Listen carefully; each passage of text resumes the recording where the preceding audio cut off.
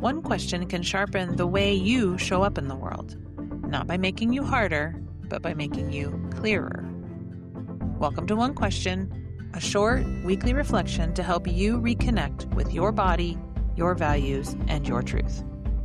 This week's question is, should I move from nice to kind? Now, before anyone panics, I'm not here to launch a campaign against niceness. I like nice people. I'm often a nice person. Nice is pleasant. Nice is agreeable. Nice keeps the temperature of the room comfortable for everyone.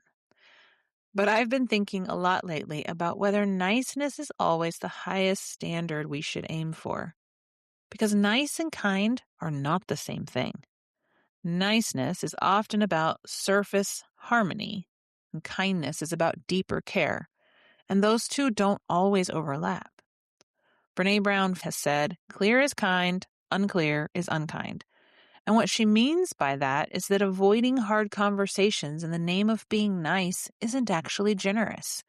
It often leaves people confused, misled, or guessing. Clarity can feel uncomfortable in the moment, but it creates trust. Niceness, on the other hand, sometimes prioritizes immediate comfort over long-term truth. And that's where this question becomes interesting. Should I move from nice to kind? From a psychological perspective, niceness is often driven by approval seeking, by a desire to avoid conflict, by what researchers call social harmony motivation, the very human instinct to belong and to be accepted. Listen, there's nothing inherently wrong with that. Belonging is one of our core needs. But when belonging becomes the priority over your integrity, something shifts. We say yes when we mean no.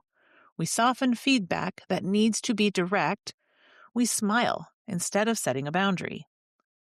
Gavin de Becker, in The Gift of Fear, famously talks about how women especially are socialized to override their intuition in order to be nice, to not make a scene, to not offend, and that niceness can sometimes come at the cost of safety. Because kindness to others should not require self-abandonment. And here's something interesting linguistically. The word kind comes from the Old English cynd, C-Y-N-D, meaning nature, family, kin. It shares its roots with the word kinship. To be kind is to treat someone as belonging, as connected and worthy of care. That's deeper than pleasantness. Kindness is engaged, it's relational, and it requires attention. And sometimes kindness requires saying hard things. Not cruel things, not reactive things, but honest things. Sociologically, niceness is often gendered. Women are rewarded for being nice. Leaders are praised for being approachable and easy, especially female leaders. Children are taught to be polite above all else, but politeness without truth erodes trust. In organizations, nice culture often means conflict is suppressed, feedback is indirect, and the issues simmer instead of being resolved.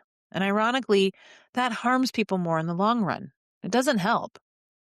Because kindness says, I respect you enough to be honest with you, and I care about this relationship enough to clarify my position, and I trust us enough to handle the discomfort. Kindness asks questions, and niceness avoids them. Kindness will say, help me understand, where niceness says, it's fine, when it's not. Now, this isn't about becoming blunt or abrasive. That's also not kindness. Kindness is regulated. It comes from a steady nervous system, not from frustration. When we are grounded, when we're in that ventral vagal state that we've talked about on this podcast before, we can be direct without being defensive and clear without being cutting. And for me, this is really where it gets personal. When I reflect on moments where I've defaulted to being nice, it's often because I was trying to manage perception or manage my own protection. I was trying to be liked, trying to avoid friction or danger, and trying to keep everything smooth. But when I think about the people I most respect, they are not always nice. They are, however, always kind. They tell the truth, They set boundaries, they follow through, they do not leave you guessing. And that kind of steadiness creates safety. So I don't think the question is, should I stop being nice? I think the question is, where am I choosing niceness over kindness? Where am I prioritizing comfort over clarity? Where am I avoiding a conversation that would actually deepen the connection? Where am I being nice to others but not kind to myself? Because that's a whole nother layer. Self-niceness is often self-silencing, where self-kindness is self-honesty. And self-kindness sometimes says, this isn't working, this boundary matters, and this deserves a conversation. So I'll leave you with this week's question. Should I move from nice to kind? Not as some dramatic personality shift, but as a quiet recalibration. Notice where niceness feels easy, but slightly hollow. And notice where kindness feels harder, but more aligned. Because kindness is not cheap. It requires presence, clarity, and courage. And in the long run, it builds something much more durable than pleasantness. Thank you for joining me for One Question. If this reflection stirred something in you, maybe there's a conversation waiting, or a boundary, or a moment of honesty.